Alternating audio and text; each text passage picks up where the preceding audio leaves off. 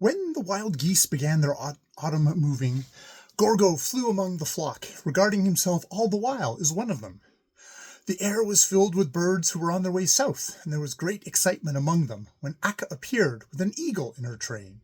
The wild goose flock was continually surrounded by swarms of curious who loudly expressed their astonishment. Akka bade them to be silent, but it was impossible to stop so many wagging tongues.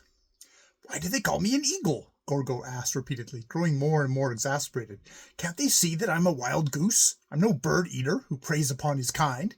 How dare they give me such an ugly name?" One day they flew above a barnyard where many chickens walked on dump heaps and picked. "An eagle! An eagle!" shrieked the chickens and started to run for shelter.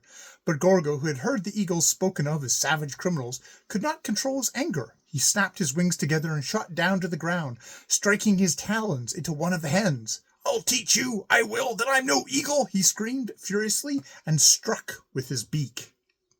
The instant he heard Akka call to him from the air, and he rose obediently. The wild goose flew towards him and began to reprimand him. "What are you trying to do?" she cried, beating him with her bill. "Was it perhaps your intention to tear that poor hen to pieces?" But when the eagle took his punishment from the wild goose without a protest, there arose from the great bird throng around them a perfect storm of taunts and jibes. The eagle heard this and turned towards Akka with flaming eyes, as though he would have liked to have attacked her. But he suddenly changed his mind, and with the quick wing strokes bounded into the air, soared so high that no call could reach him, and sailed around up there as long as the wild geese saw him. 2 days later he appeared again in the wild goose flock. "I know who I am," he said to Akka. "Since I am an eagle, I must live as becomes an eagle, but I think that we can be friends all the same. You, or any of yours, I shall never attack." But Akka had set her heart on successfully training an eagle into a mild and harmless bird, and she could not tolerate his wanting to do as he chose. "Do you think that I wish to be the friend of a bird-eater?" she asked. "Live as I have taught you to live, and you may travel with my flock as heretofore."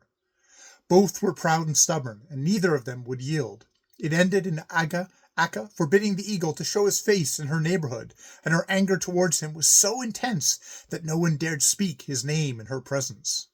After that, Gorgo roamed around the country, alone and shunned, like all great robbers. He was often downhearted, and certainly longed many a time for the days when he thought himself a wild goose and played with the merry goslings. Among the animals he had a great reputation for courage.